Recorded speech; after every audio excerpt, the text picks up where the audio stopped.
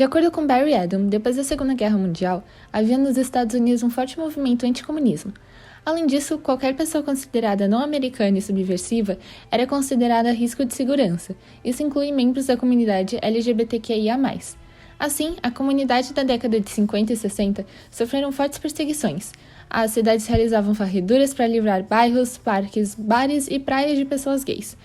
Milhares de pessoas foram humilhadas publicamente, agredidas fisicamente, demitidas, encarceradas ou institucionalizadas em hospitais psiquiátricos, já que em 1952, a Associação Americana de Psiquiatria classificou no DSM homossexualidade como uma doença mental.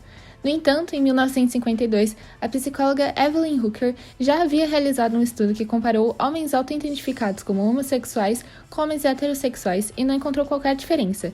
Seu estudo surpreendeu a comunidade médica e ela tornou-se uma heroína para muitos.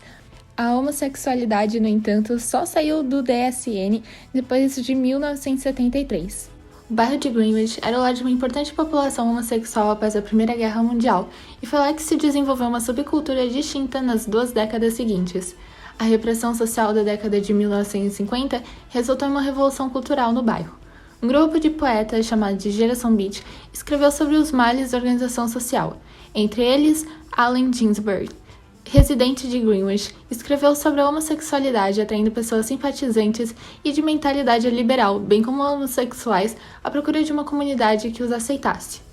Os primeiros grupos homossexuais do país tentavam provar que os gays podiam ser assimilados pela sociedade e apoiavam um sistema educacional não confrontacional para homossexuais e heterossexuais.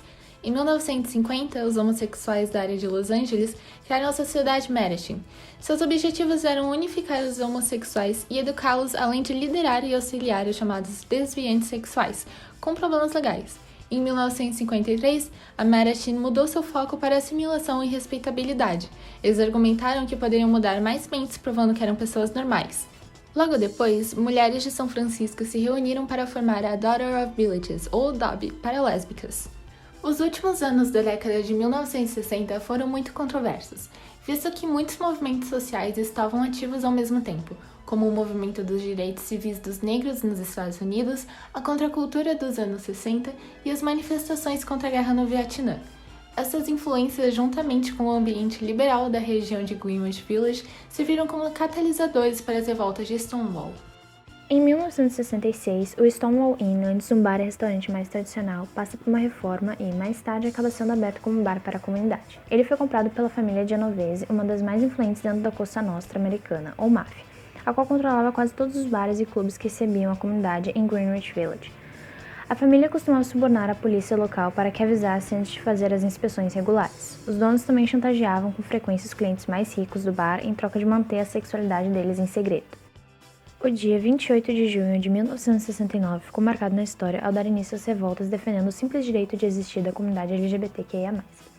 Nessa data, policiais entraram no bar Stonewall Inn, localizado em Greenwich Village, Nova York, nos Estados Unidos, e começaram a prender funcionários e clientes, comportamento rotineiro nessa época. Contudo, dessa vez, contrariando as expectativas, as pessoas optaram por resistir. Clientes começaram a jogar moedas nos policiais, em referência à propina que eles recebiam para não importunar os bares. Logo em seguida, a revolta se intensificou e até mesmo coquetéis Molotov foram atirados na porta. No fim, a rebelião acabou gerando grandes impactos ao redor do mundo. Dentre eles, podemos destacar os feitos de Marsha P. Johnson, que foi travesti, drag queen e ativista dos Estados Unidos pela libertação LGBTQIA+. Conhecida pela luta a favor da libertação da comunidade, Johnson foi uma das personalidades proeminentes da rebelião de Stonewall em 1969. Fundadora da Frente da Libertação Gay, cofundou, ao lado de Silvia Rivera, a Organização de Apoio aos Direitos Gays e Transsexuais, STAR, Street Transvestite Action Revolutionaries. De 1987 a 1992, Johnson lutou contra a AIDS e aderiu ao movimento ACT UP, cujo objetivo era erradicar a pandemia da doença. Até os anos 1960, relações entre pessoas do mesmo sexo eram consideradas ilegais em Nova York. Bares e clubes funcionavam como um refúgio. Outros comportamentos, como dar as mãos, dançar ou beijar, também não eram permitidos. Além disso, a venda de bebidas alcoólicas era proibida para pessoas queer, com justificativa de que a reunião de gente da comunidade causava desordem. Para garantir o cumprimento da lei, a polícia tinha o costume de realizar essas inspeções regulares nesses espaços. A rebelião de Stonewall começou após a polícia de Nova York aparecer sem aviso prévio no bar com um mandato para fazer a inspeção.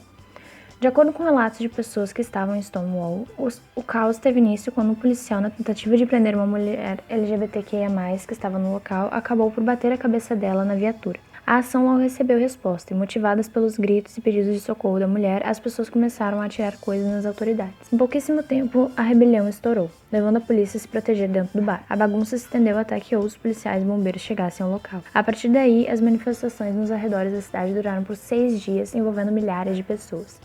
As pessoas lutavam pelas suas vidas, cansadas da discriminação e perseguição policial. Nesse mesmo ano de 1970, ou seja, na data que marcava exatamente um ano após a rebelião de Stonewall, milhares de pessoas da comunidade LGBTQIA+, marcharam do local do bar até o Central Park.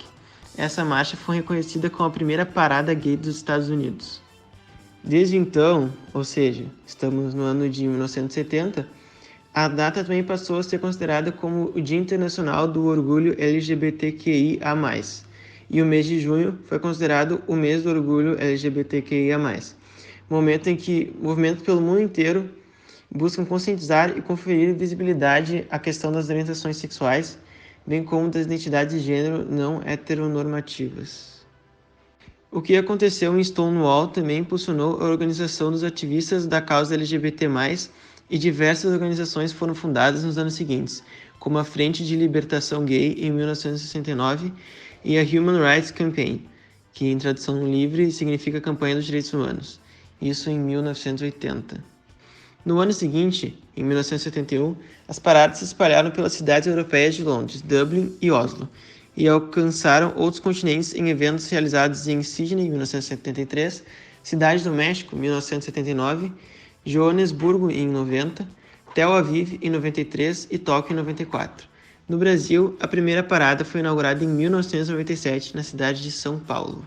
Nos anos seguintes a Stonewall, houveram ainda diversas conquistas para a comunidade.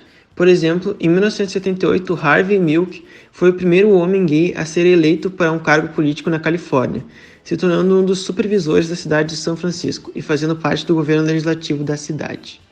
Foi Harvey Milk também, junto com o artista e ativista LGBT+, Gilbert Baker, responsável pela criação da primeira bandeira arco-íris para representar a comunidade. Em 1979, mais de 100 mil pessoas fizeram parte da Marcha Nacional em Washington pelos direitos das lésbicas e gays. Em 2016, o então presidente dos Estados Unidos, Barack Obama, designou a área de Stonewall e arredores como um monumento nacional, de modo a reconhecer a sua importância na luta pelos direitos das pessoas LGBT+, no país. Em 1993, outro marco histórico. A Organização Mundial da Saúde finalmente retira a homossexualidade da lista de doenças mentais. A história da participação de pessoas como Marsha P. Johnson e Silvia Rivera na rebelião de Stonewall traz à tona como a comunidade LGBTQIA+, não pode ser vista de uma forma homogênea, como se todas as experiências fossem as mesmas e, sobretudo, como se os direitos conquistados recaíssem igualmente sobre toda essa população. Não recaem. Mais do que isso, essa história explora os limites das alianças dentro da comunidade LGBTQIA+, que não pode utilizar as pessoas trans somente como uma ponte para conquistar direitos ou status. Desta forma, as reivindicações legais dos direitos LGBTQIA+, avançaram e muito nas últimas décadas, principalmente nos campos de reconhecimento de união civil, criminalização da homofobia, adoção, recrutamento no exército, doação de sangue e direitos de pessoas transgênero, dentre os quais o uso de nome social e cirurgia de readequação genital. A legalização de casamentos civis, em particular, foi iniciada somente em 2001, na Holanda. Todos esses avanços são também resultado das fortes manifestações e reivindicações dos direitos LGBTQIA+, ao longo dos anos, que tem como importantíssimo protagonista o acontecimento de Stonewall. Apesar de todos esses avanços, no entanto, relações entre pessoas do mesmo sexo ainda são criminalizadas em 70 países nos dias de hoje, e puníveis com morte em 9, dentre os quais é possível mencionar o Iêmen, o Irã e a Arábia Saudita. No mundo contemporâneo, a violência contra pessoas transgêneros e intersexo permanece extremamente alta, rodeando questões como a existência de banheiros neutros e ataques, tanto por parte dos setores conservadores quanto por parte de movimentos feministas radicais trans-exclusionários. Como se não fosse tudo, o crescimento de governos de extrema-direita abertamente homofóbicos representa um imenso risco aos direitos ainda frágeis e fortemente recente obtidos nestes países. De acordo com o Grupo Gay da Bahia, o Brasil segue sendo o país que mais mata travestis no mundo, o que é irônico, pois é o país que mais consome pornografia que envolve transexuais e travestis.